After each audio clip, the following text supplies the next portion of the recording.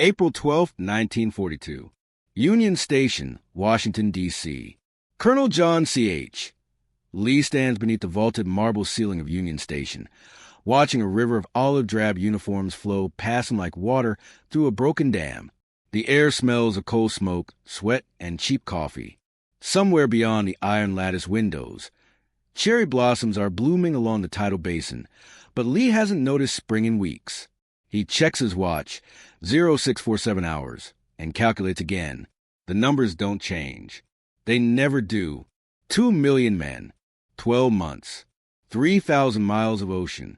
Behind him, Brigadier General Brian Somerville leans against a support column, arms crossed, face carved from granite.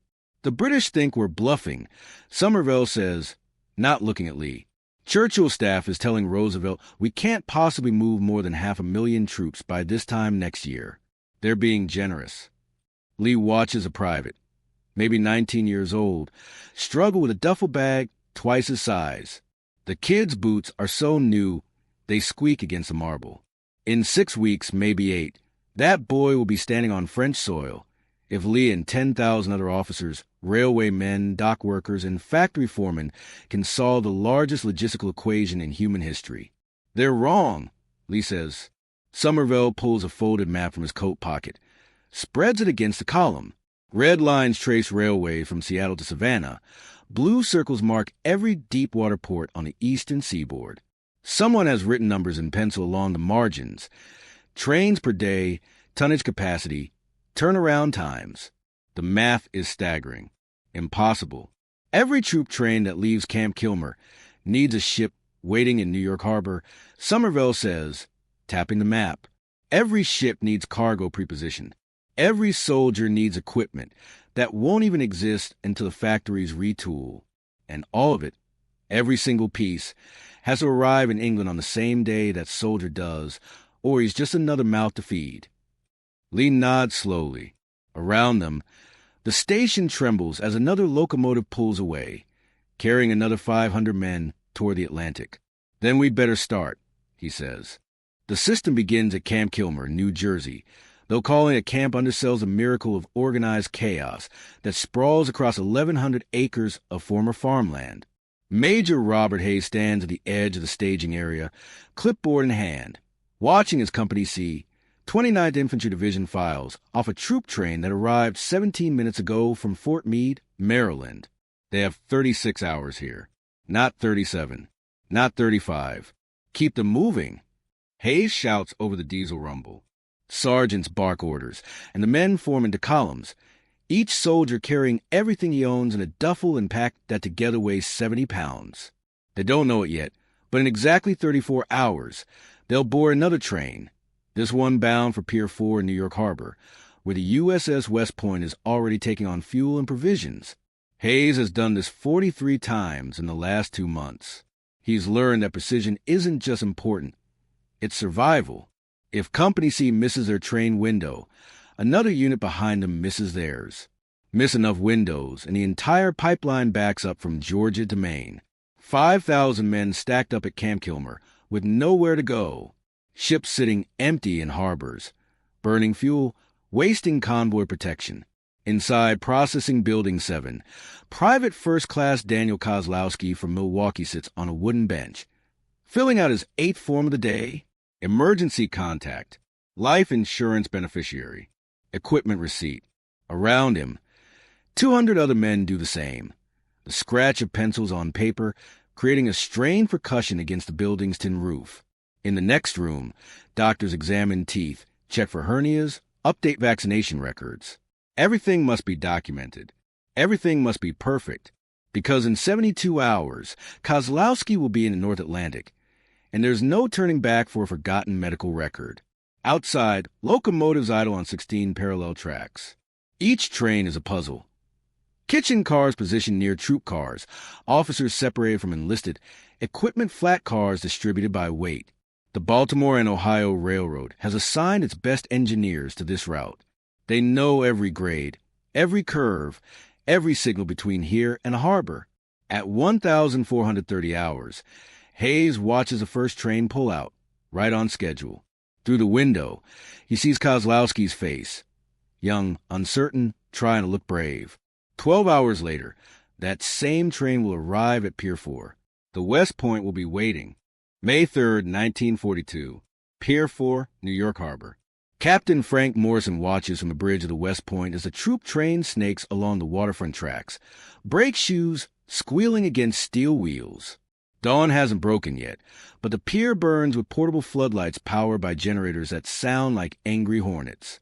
Morrison checks a clipboard his executive officer handed him 10 minutes ago. 5,247 soldiers expected. 112,000 pounds of equipment. Departure time, 0800 hours. The tide won't wait. Below, on the pier, longshoremen work in organized frenzy. Cranes swing pallets of rations onto cargo nets, each pallet coated, each net bound for a specific hold. Nothing is random. The ship's quartermaster, Lieutenant Bernard Walsh, stands at a gangway with a manifest that runs 47 pages. Every rifle, every helmet, every box of ammunition has a number and a destination.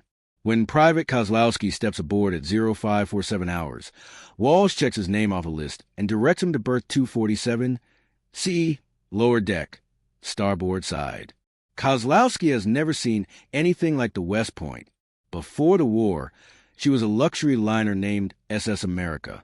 Now, bunks are stacked 4 high where first-class cabins once stood.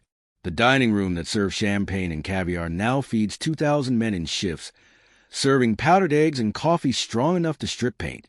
By 0630 hours, the last soldier crosses a gangway. Morrison watches the pier crew disconnect the steam lines, release the mooring cables. A harbor tug, the Margaret Moran, captained by a man named Kelly who's been working these waters for 30 years, positions herself against the West Point starboard bow. Kelly knows this ship, knows her draft, knows exactly how much muscle it takes to swing 17,000 tons away from the pier. At 0758 hours, Morrison gives the order. The ship's horn sounds, one long blast that echoes across the harbor, bouncing off warehouses in Brooklyn, rattling windows in Battery Park. Somewhere in the city, people pause, look toward the water, and wonder who's leaving now. The West Point slides into the channel, joining 3 other troop ships forming up for convoy HX 189. Ahead, 2 destroyers take position, USS Benson and USS Mayo, their crews already at battle stations. Behind, the British corvette Campanula brings up the rear. 9 merchant ships carrying tanks, trucks, artillery pieces, and 10 million rounds of ammunition fill the spaces between. By noon, they're past the Ambrose Light, and New York is just a smudge on the western horizon. Morrison stands on the bridge wing, feeling the Atlantic swell rise beneath him. 6 days to Liverpool. Maybe 7 if they zigzag hard to avoid U-boats. Below deck, Kozlowski lies in his bunk, feeling the ship roll, trying not to be sick. May 7, 1942. 470 miles southeast of Newfoundland, the North Atlantic doesn't care about logistics. Convoy HX 189 plows through 15-foot swells, each ship rising and falling in rhythm like breathing. On the bridge of the West Point, Morrison hasn't slept in 31 hours. His eyes track the convoy's formation through binoculars. Diesig pattern holds, but the merchant ship city of Delhi keeps falling behind, her old engine struggling to maintain 14 knots. In the radio room, Ensign Thomas Pritchard listens to the crackle of coded transmissions. The British Admiralty reports U-boat Wolfpack Hecht operating 200 miles south of their position. Captain Lieutenant Engelbert enters commands from U-567, and he's already sent 4 Allied ships to the bottom this month. Pritchard plots the coordinates on a chart, measures distances. Too close. They're all too close. Morrison orders another course change. The convoy turns 8 degrees to port. Below deck, Kozlowski has stopped being sick. For days at sea has given him a strange equilibrium. He moves with the ship now, timing his steps to the roll. In the crowded berth, men play cards, write letters they can't mail, clean weapons that don't need cleaning. Anything to pass the time. Corporal James Martinez from San Antonio teaches Kozlowski how to field strip his M1 Garand blindfolded. You might need to do this in the dark someday. Martinez says, might need to do it scared. On May 9th, at 0342 hours, the Campanula detects a submarine contact.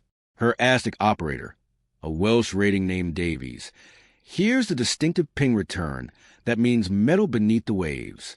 The corvette breaks formation, charging toward the contact at full speed. Depth charges already rolling into position. Morrison watches from 2 miles away.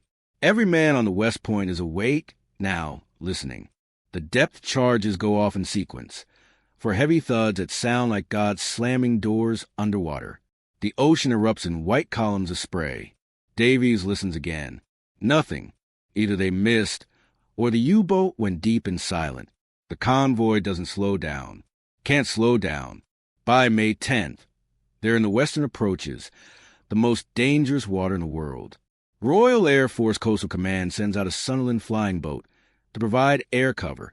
The lumbering aircraft circles above them like a guardian angel made of rivets and canvas.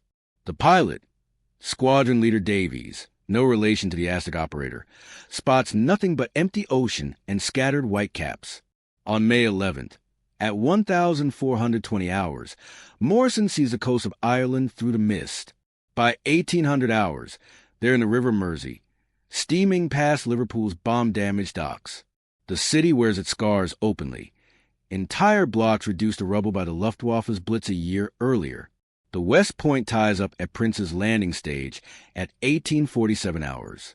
Morrison marks the time in the ship's log. 6 days, 10 hours, 49 minutes from New York. On schedule, May 12, 1942. Liverpool, England. Private Kozlowski steps off the gangway onto British soil at 0615 hours. His boots hitting cobblestones worn smooth by 2 centuries of commerce. The air smells different here. Coal smoke mixed with salt and something else, something burned that never quite goes away. Around him, 5,247 American soldiers form into columns under the direction of British railway transport officers, wearing unfamiliar insignia and speaking in accents that make simple orders sound like poetry. Lieutenant Colonel Arthur Nevins of the U.S. Army Transportation Corps stands beside the rail platform, watching his system work. 16 trains wait on parallel tracks, each one precisely positioned, each engine already building steam pressure. The British have assigned their best rolling stock to this operation. Coaches that once carried holidaymakers to Scotland now carry American infantry to camps across England. Nevins calculates constantly. Every hour the West Point sits at dock is an hour she's not crossing the Atlantic. She needs to offload, resupply, and depart within 48 hours. Already, tugboats are positioning the next convoy ship, USS Wakefield, at the adjacent pier. Behind her, 6 more ships wait in the Mersey estuary. The pipeline cannot stop. Kozlowski boards a train bound for Tidworth Barracks, 90 miles south. The carriages are smaller than American cars. The seats harder, but through the window he watches the English countryside roll past. Green fields divided by ancient stone walls, villages with names he can't pronounce. Church spires have stood since before Columbus sailed. This is what he's here to defend, though the enemy is still an abstraction, still just propaganda posters and newsreel footage. Back in New York, another troop train is arriving at Pier 4. Back at Camp Kilmer, another division is processing through. Back in training camps from California to Carolina, another 100,000 men are preparing to join the flow. By June 1942, the system moves 15,000 soldiers per week across the Atlantic. By September, it's 25,000. By January 1943, the number hits 40,000 weekly, a city's worth of men crossing an ocean every 7 days, each one tracked, equipped, fed, and delivered to the exact place he needs to be. Colonel Lee stands in the War Department building in Washington, looking at the maps that now cover an entire wall. Red pins mark every soldier currently in transit. Blue pins show those already in England. The wall looks like it has a disease, a spreading infection of color metal that grows denser every day. Somerville enters, carrying a telegram from General Eisenhower in London. He says it's working. Somerville says quietly, says we've done the impossible. Lee shakes his head. We've done the necessary. He marks another pin on the map. Convoy HX 197, departed yesterday, 6,100 men aboard. The impossible is keeping it going for 3 more years. Outside, a locomotive whistle sounds somewhere in the city. Another train leaving. Another piece of the machine in motion. By May 1945, the railroad system, the ports, and the ships will have moved 2.8 million American soldiers to Europe. Not one of them will miss their ship because a train ran late. Not one convoy will wait at pier because the men didn't arrive. The railroad won no medals. The ships earned no glory. But they won the war before the first shot of D-Day was ever fired. One train, one ship, one precisely timed movement at a time.